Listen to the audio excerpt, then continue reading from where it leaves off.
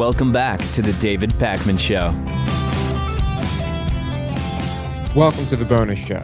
I know we have been talking about Ted Cruz quite a bit, but there is one other thing we need to discuss. Blockbuster.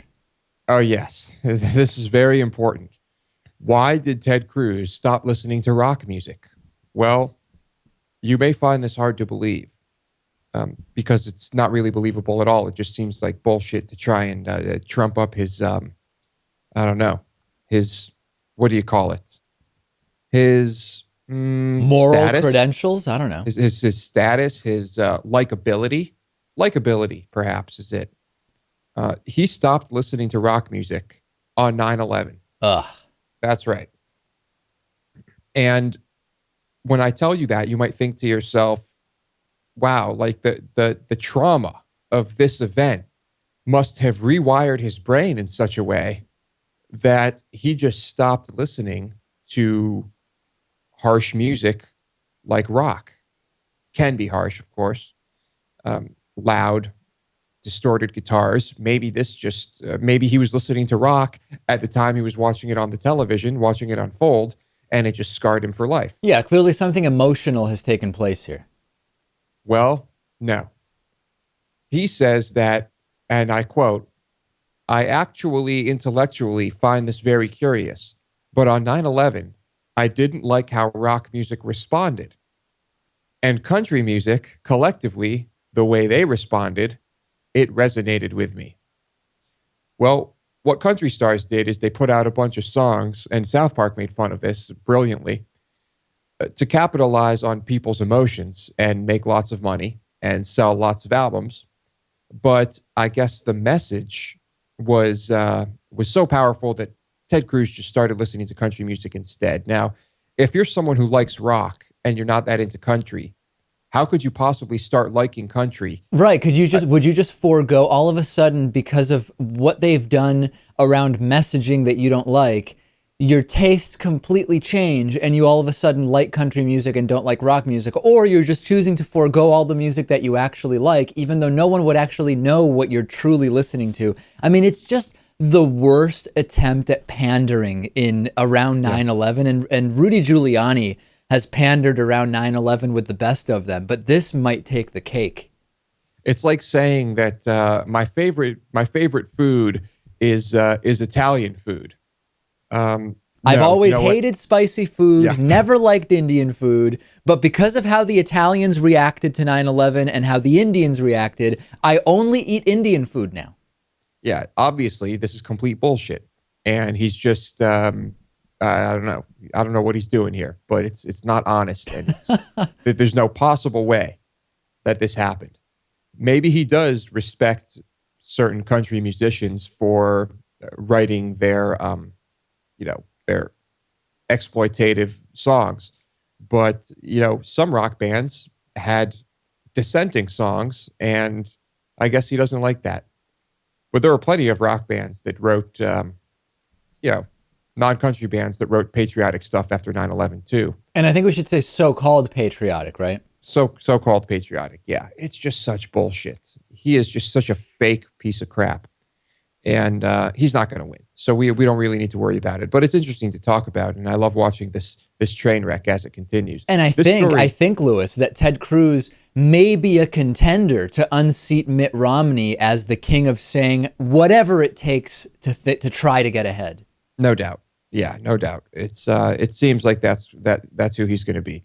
And this story did not really get much traction, but I think it really highlights how insane he is.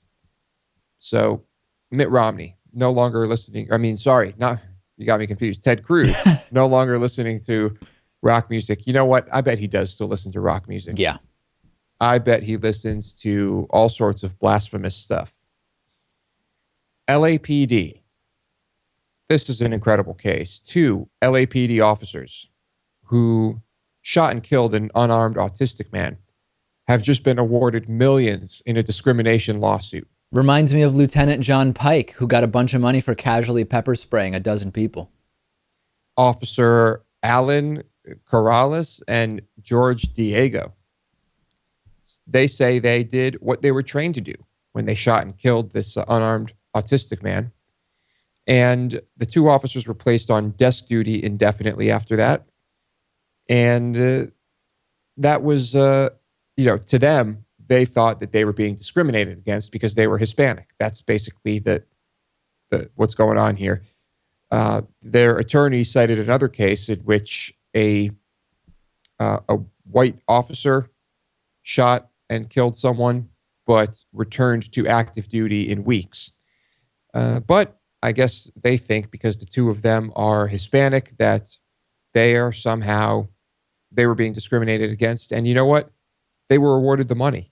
Yeah, this is just stunning. Think about where we are, Lewis, where if Hispanic cops don't feel they've gotten away with murder as easily as they perceive white police officers to get away with killing suspects, they sue and they win, right? I mean, it's stunning to me what is going on in this country.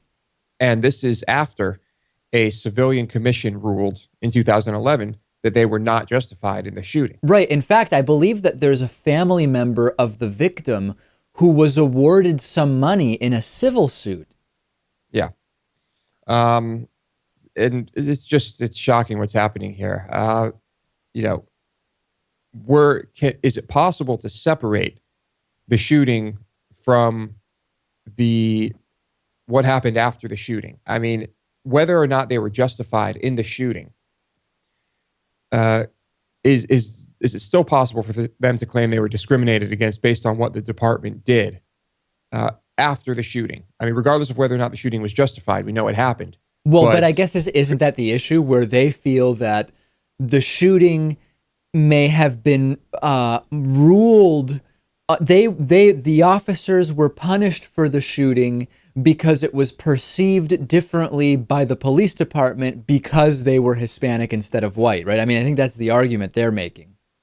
I think it is, but should that even be a valid argument if the shooting is declared, not justified? Right. So they would it seems like a pretty difficult thing to prove, but seemingly they did it because they won, which is the shooting was actually justified, but it was only ruled unjustified because we're Hispanic. Or they could say, even if it was unjustified, we were punished in a way that is different. That might be an easier case to make, which is even given unjustified shootings, we were disciplined differently than non-Hispanic officers. It's a very strange case, and I think we can say pretty much with certitude that if these officers were white, they would not have had this opportunity. They were victims of discrimination, according to whoever the hell gave them this money. But good for them. Good for them. Getting away with murder and making bank. Wow. Let's touch on the Germanwings crash a bit. Not really so much a story about the Germanwings crash as it is about the media. But immediately after the crash, there were fake videos and fake pictures. Well, not really fake pictures, pictures of other crashes and videos of other crashes that started circulating. And even some news agencies started using pictures of other crashes. And I mean, obviously it's dishonest and it's pathetic, but it's just all about getting hits and getting reads and getting views and ratings and all of that. But, this has got to be happening all the time, all over the internet. And I'm thinking to myself, we've seen fake videos and fake pictures of Michael Brown, of Trayvon Martin. And if someone sees this video and they aren't, able to see that it's a fake, or they no longer look into it after the video comes out, they might be under the impression that that Michael Brown was the one beating up that old man in that video, and never learn the truth. Yeah, the correction is never as noticeable as the original story. The clarification that the fake video, which you've used as the basis for your opinion about a particular news story for weeks or months or however long it's been, being a doctored video or a video that was of something else altogether, it's much harder for that information to reach people than it is for the very exciting viral video or piece of information. As great as the internet is, I think that's one of the most dangerous things about it. I mean, I think we can largely thank the internet for the anti-vaccination movement. Would you agree with me on that one? It's been let's remember that the anti-vaccination movement goes back, I think we can go back to the 40s and see anti-vaccination propaganda posters that started we can to circulate. go back to the Depression. We can even further, but certainly the recent explosion and the way in which everybody becomes an expert has been in part due to the internet, for sure. Yeah, it's a powerful tool, but it's also a powerful misinformation tool. And I guess using pictures of a different crash when you're talking about a plane crash is not as heinous as some of the other things we've seen. But, I mean, should there still be outrage and some type of punishment for that? Well, I don't know about punishment. I guess it would depend on internal guidelines for media outlets. But I think we have to distinguish. If you're talking about a particular plane crash and you put up a picture of the same type of airplane, right? That is very different to me than putting up pictures of a plane crash that is a different one when you're talking about a particular plane crash. Do you agree that they're two different things? Yes, I agree. If it's an Airbus 320 that crashed and you put up a picture of a flying Airbus A320, you're not implying necessarily, although I guess people could misunderstand, but that's not really meant to be taken as this is the airplane, although again, Right. It could be. But that's different, I think, than disaster pictures that are from something else. It's just I like and hate the fact that there's just really no accountability on the internet when it comes to this type of information. I mean, will there ever be? I mean, sure, you have the big news sites and the big media companies that operate online as well. And, when they do something wrong, everyone knows it and they have to fix it. But the smaller ones, individuals, it's just such a mess. It's a huge What do you mess. do? Yeah. It's a huge mess. It's a huge mess. But I'm still glad we have the internet because you can find memes and pictures and videos of cats knocking things over. So I guess it's all worth it. But hey, that's all I got for today. Dave, anything to add? We have to remember, with every new form of communication, there was a way to spy on that form of communication. And with every great advance in the distribution of information, there have been ways that those methods of information distribution can be perverted. And I don't think we should expect that to ever change. Dave, you are definitely not perverted.